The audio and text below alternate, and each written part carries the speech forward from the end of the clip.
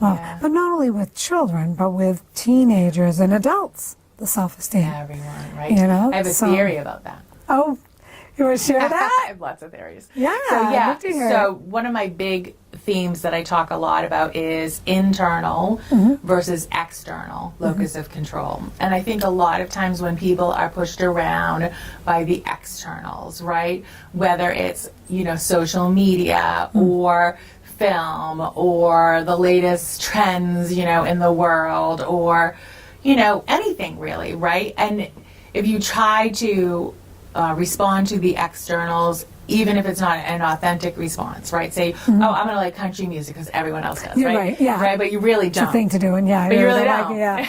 Right. That's not going to be a fun concert. No. Right? But right. but on a bigger scale, people who really live for meeting those external locus of control and ignore the truth about who they are and what they're really all about, those are the people that are struggling with self-concept, self-esteem, anxiety, depression. Wow. So that can Because- bring on depression too. Oh, yes, because you're not being authentic, right? They talk about people in the GLBT community, right? Who, for whatever reason, can't be honest with themselves or others. The suicide rate in the transgender community through the roof because of that inability to be authentic. And it all happens on a continuum, just like anxiety. Sometimes people get a little the butterflies and maybe some racing thoughts here and there, all the way to full-blown panic attacks, right? Oh, okay. Self-esteem is the same thing. It's, it's on a continuum, Yeah. right? All mental health issues are Yeah. on a continuum. Wow, and that's interesting because I was thinking to myself that the counseling nowadays Yeah. versus years and years ago, if you went to see a counselor or a therapist back then, it wasn't looked on as, like right now,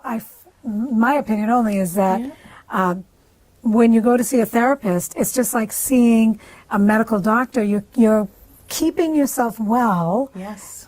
mentally as well as you'd go to see a doctor to keep yourself well Right. physically. Yeah. So, but I think years and years ago may have had a stigma, and you're seeing, Right.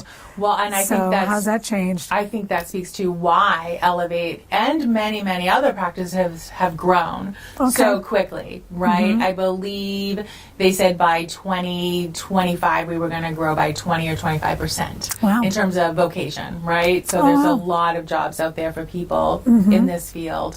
And it's because people are coming to an increased awareness about wellness, right? And Yes. I have this holistic model: physical, emotional, mental, and spiritual.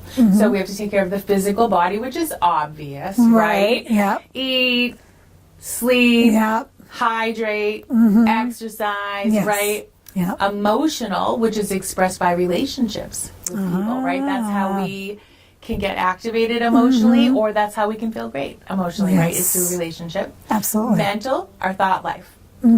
Self-esteem happens there, right? Depression, thoughts that endorse anxiety or endorse peace, right? And then spiritual. And a lot of people think about faith, spiritual practice, but I also think about creativity as a spiritual experience. Interesting. Right? We are co-creators, having fun. Yes, right. Personally, I found building a business is really fun. Right? It's a very good. spiritual experience, Yeah. right? But co-creating or being in flow states is a very creative thing, and positive psychology talks about this. When we engage in flow state activities, it's easy, right? Like I write, it's like downloading, it just comes, right? It's Okay. a flow state activity, right? Those things, if we don't have those things in our lives, we're out of balance. Right. And so part of the counseling work is check your PEMS, physical, emotional, mental, spiritual. Is there balance? Is someone out of balance? Oh, interesting. Do we need to work on relationships? Do we need to work on physical health? Because you may be putting one aside because you're so focused on something else. Exactly. Right? And so counseling helps with Interesting. that. Yeah. And also neuroscience now tells us that we can change the neurotransmitters in our brain. It's called neuroplasticity. So when we Really? engage in flow state activities or meditation or yoga or enjoying playing a musical instrument, right, and get into a meditative, relaxed place on a regular basis. My little metaphor is the pathways. I don't know if you can see it on the camera. And so the pathways that we create in our brain It's pretty. can get very deep.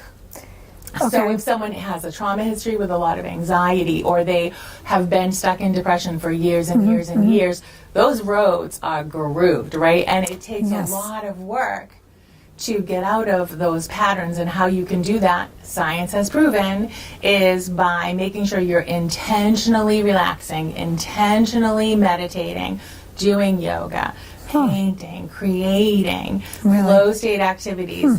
And we saw at a conference I went to PET scans of people with concussed brains. We saw people with Alzheimer's, varying stages of dementia, with improvement in the scans after a certain course of treatment. And the treatment was not medication. The treatment was relaxing, guided meditations. Really? Yes, it's wonderful to know that we can regenerate.